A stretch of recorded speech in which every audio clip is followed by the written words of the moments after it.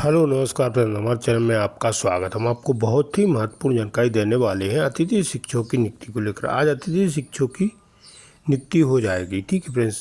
और जिन अतिथि शिक्षकों की नियुक्ति नहीं हुई है उस पर कार्य चल रहा है। डीपीआई में बात की गई तो डीपीआई के अधिकारियों ने स्पष्ट किया है कि अभी कार्य चल रहा है, जल्दी पूरा कर लिया जाएगा और अतिथि शिक्षकों की नियुक्ति की जाएगी।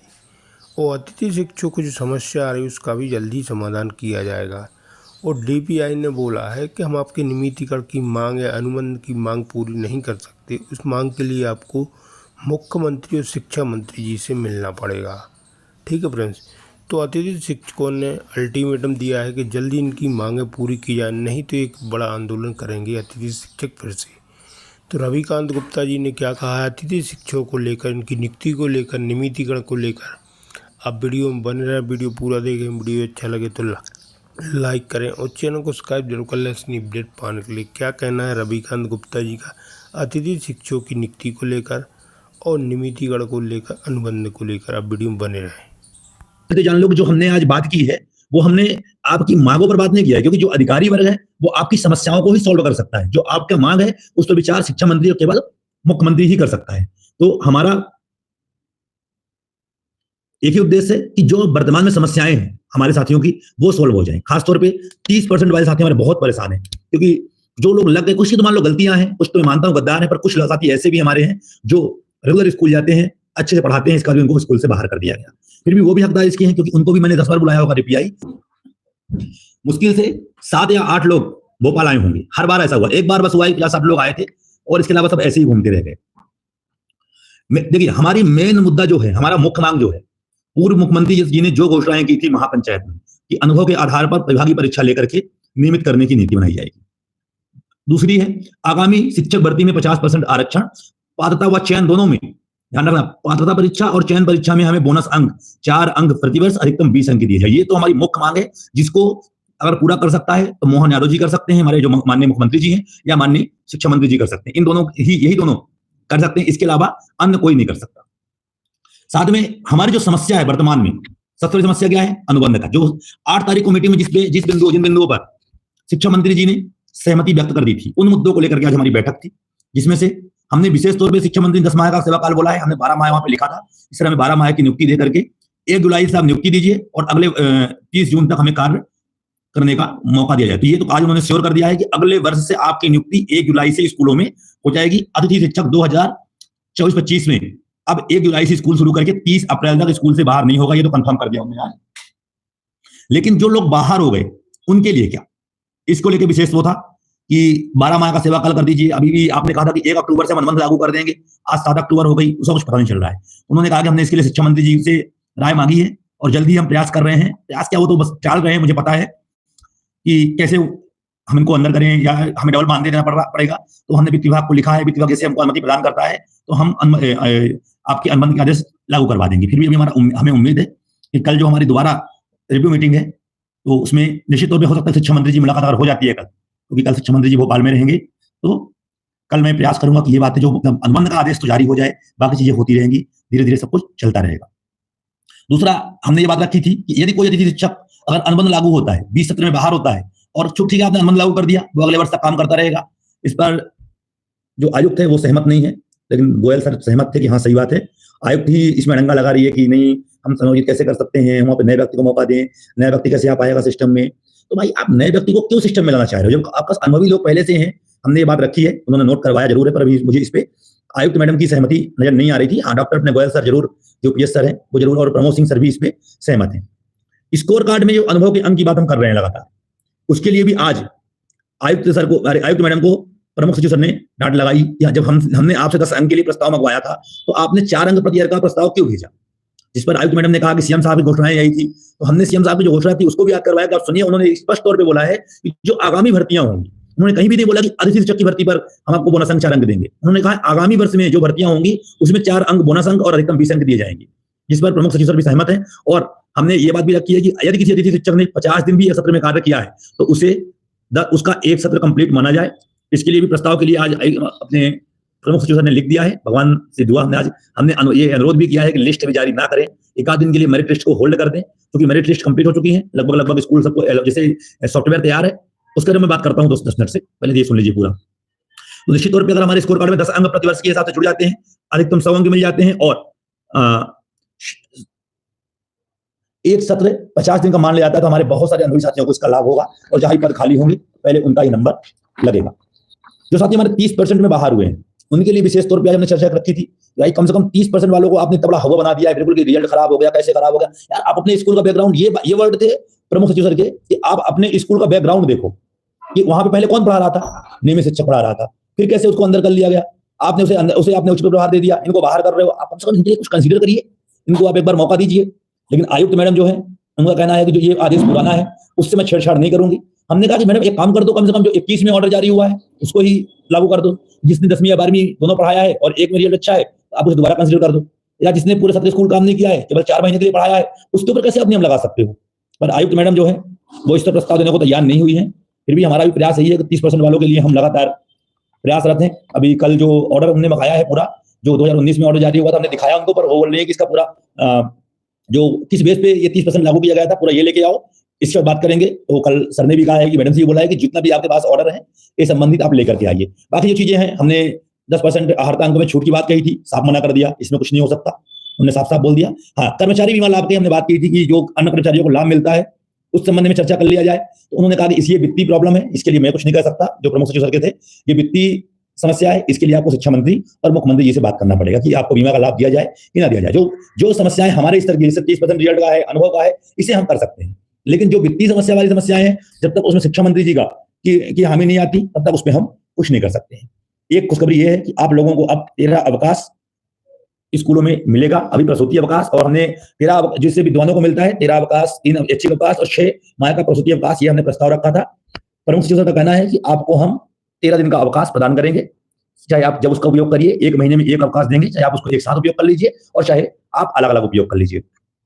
जो साथी हमारे अप्रशिक्षित हैं उनके लिए हमने बार बार बोला कि उनको मौका दे दीजिए। तो उनका सिर्फ एक ही कहना है कि हम भोज में जो आपके अनुभव के अंक मान नहीं होते, वो आपकी जगह भोज में जो आपके अनुभव मान नहीं होते उसके लिए जरूर हम कर सकते हैं, लेकिन हम एनआईओएस से उनको डिलीट नहीं करवा सकते, क्योंकि अतिथि शिक्षा एनआईओएस का मतलब यही है कि आप एक ही जगह पर सीमित रहो।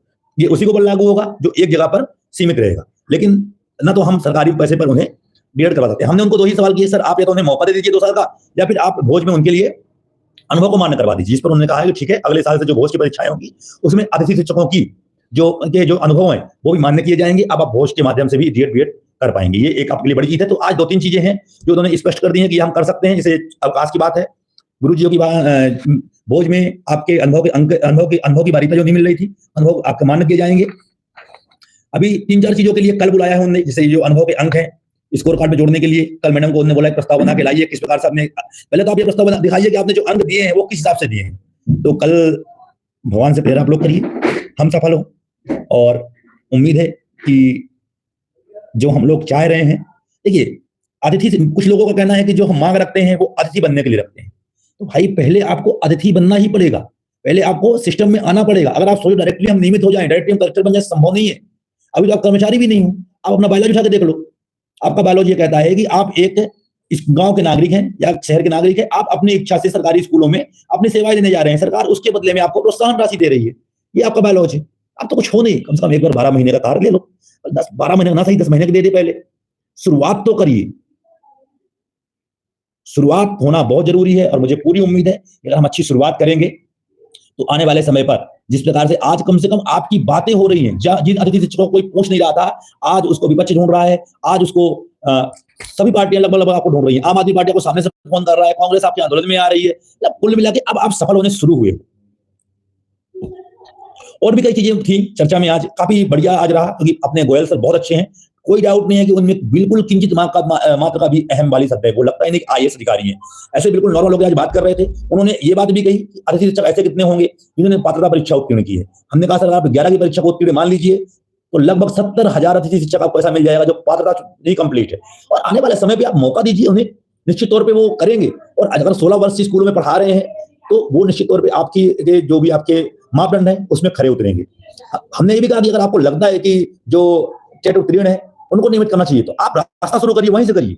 हमने ये तक बोल दिया कि आप बिल्कुल, अगर आपको लगता है कि आप प्रस्ताव दीजिए शिक्षा मंत्री जी को, कोई विरोध नहीं करेगा। मैं इस चीज को लिखित में देता हूं सर, कि हम उसी मानदेय में 2 साल तक, जो मानदेय आप हमें दे रहे हो, हम आज 2025 लागू है, 2027 तक, 2024-25 चल रहा है, 25-26, 26-27 हम इसी मानदेय में कार्य करेंगे। आपसे हम 1 रुपए मानदेय बढ़ोतरी की बात नहीं करेंगे। जो अनुभव रखता है, जो पूरी डिग्रियों को रखता है, जिसके पास पात्रता पर जो जो आपके मापदंड है वो फॉलो करता है, आप उसका भविष्य सुरक्षित करवा दीजिए। हमें कोई दिक्कत नहीं होगी, एक व्यक्ति विरोध नहीं करेगा, क्योंकि हमें मालूम चाहिए रास्ता। एक बार रास्ता अगर बन गया, हमें पता है इस चीज का कि अगर एक बार रास्ता बन गया, चाहे वो टेट वाले जाएं, चाहे जैसे व्यक्ति अंदर हो, अगर एक बार आपने रास्ता बना दिया तो धीरे धीरे हम अपने आप उसमें अंदर हो जाएंगे। तो आप रास्ता तो हमें दीजिए, बिल्कुल कोई दिक्कत नहीं है। और निश्चित तौर पे वो हमारे पक्ष में बहुत सारी बातें उन्होंने आज कही हैं। आयुक्त मैडम को भी डांट लगाई है। हमने आज ये बात कही कि हमारे बहुत सारे बाहर कर दिए गए हैं। प्रिंसिपल, एक बात ये भी गारंटी है कि इस साल कम से कम 1000 संकुल प्रचार और उतने ही संस्था प्रमुख के ऊपर कार्यवाही की नोटशीट तैयार हो रही है। इनके ऊपर कार्यवाही, चाहे वेतन वृद्धि रोकी जाए, चाहे जैसी भी कार्यवाही हो, पर इनके ऊपर कार्यवाही जरूर होगी। देखिए, मैंने स्पष्ट कर दिया कि आप लोगों को अभी, अगर वो 10 माह का अनुबंध की बात उन्होंने आज मान ली है, 10 माह का अनुबंध हम करेंगे, पर ये कब करेंगे अभी कंफर्म नहीं कहा, कल ये मैं कंफर्म कर लूंगा।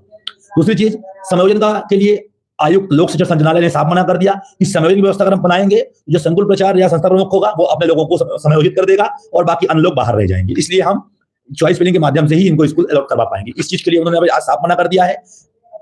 अनुभव के अंक जो मिले हैं उसके लिए कल उन्होंने मैडम से बोला है कि आप पूरी लिस्ट लेके आइए, किस प्रकार से आपने अंक दिए हैं, कैसे आपने किस प्रकार से आपने इनको अंक अलॉट किए हैं, किस प्रकार से आपने जो स्कोर कार्ड में अंक जोड़े हैं, किस बेस पे आपने जोड़े हैं, वो सब कल लेके आइए। उस पर हम विचार करेंगे और इसके बाद आपको नया निर्देश के हिसाब से नए अंक जोड़े जाएंगे।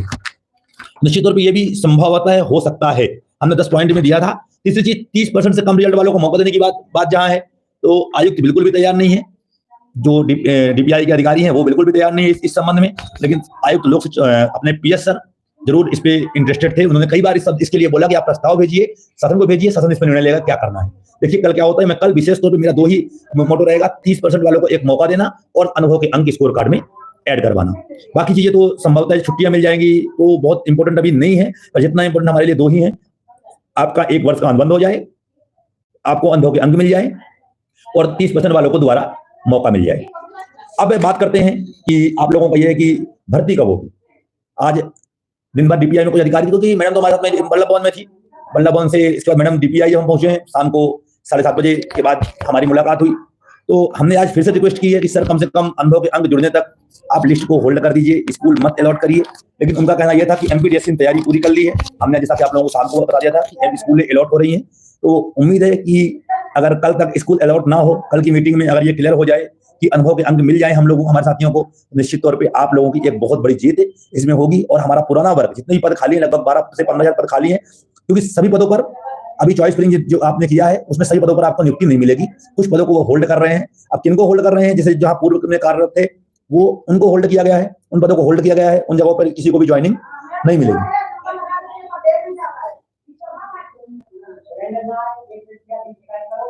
तो उम्मीद है कि अगर 1 आध दिन में स्कोर कार्ड में आपके अनुभव के अंक ऐड हो जाते हैं तो ये बहुत बड़ी जीत होगी, हमारा जो पुराना वर्ग है जो काम कर रहा है। अब स्कूल अलॉट कैसे होगी? स्कूल आपको सीधे आपके आईडी पर ही अलॉट कर दी जाएगी, मेरिट सूची नहीं आएगी। इस चीज को बिल्कुल भूल जाइए कि मेरिट सूची निकलेगी। जो आपने, जैसे मान लो, चिल्ला रहे हैं यार, जैसे कि आप लोग मान लीजिए नंबर 1 पे अगर वर्ग 1 कर रहा है, वर्ग 1 के लिए आपने चॉइस किया, तो आपको नंबर 1 में अगर मेरिट में आ रहा है, आपको नंबर 1 की स्कूल अलॉट हो जाएगी। यदि दिखेगा कि आप किस नंबर पे आ रहे हैं, कौन से स्कूल का, आपको मन का स्कूल नहीं मिल सकता। आपने जो चॉइस फिलिंग 150 जो भी की होगी, जिस स्कूल में आप आओगे मेरिट में, सीधे वही स्कूल आपको एक साइड से अलॉट होनी शुरू हो जाएगी। तो मेरिट सूची कोई इंतजार मत करिए, उम्मीद है कि जल्दी आप लोगों की नियुक्ति स्कूलों में होगी। लेकिन थोड़ा सा इंतजार हम चाहते हैं कि अगर हम इंतजार करने से अगर हमारे अनुभव के अंक हमें मिल जाएं तो इससे अच्छा कुछ नहीं होगा। हमारे बहुत से साथी जो 10-10 साल पढ़ा करके बाहर हो चुके हैं, उनको मौका मिल जाए।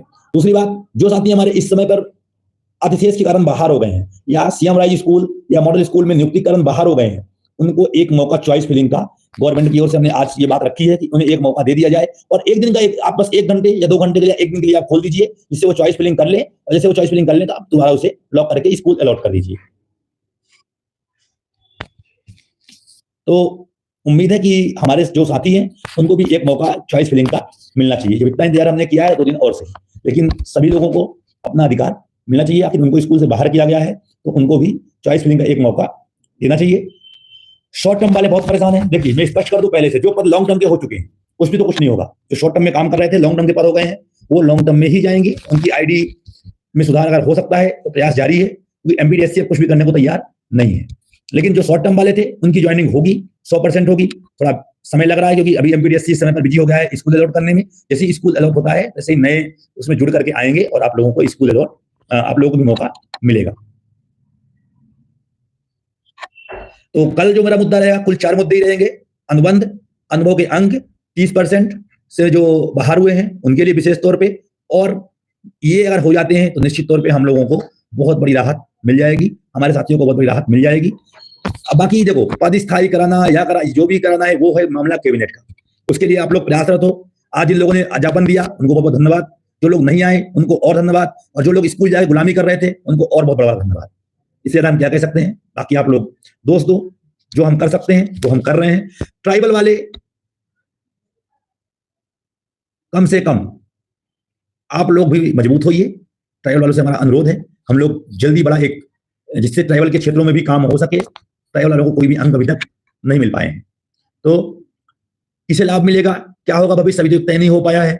सरकार का मूड किस ओर जा रहा है ये भी तय नहीं है। अभी समस्याएं बहुत ज्यों की त्यों बनी हुई है, कब तक सॉल्व होगा ये भी हम अभी नहीं कह सकते। कल जो भी होगा हम करके, और इसके बाद हम भी अपने घर की ओर प्रस्थान करेंगे। हम भी, नवरात्रि चल रही है, घर से लगातार फोन आ रहे हैं।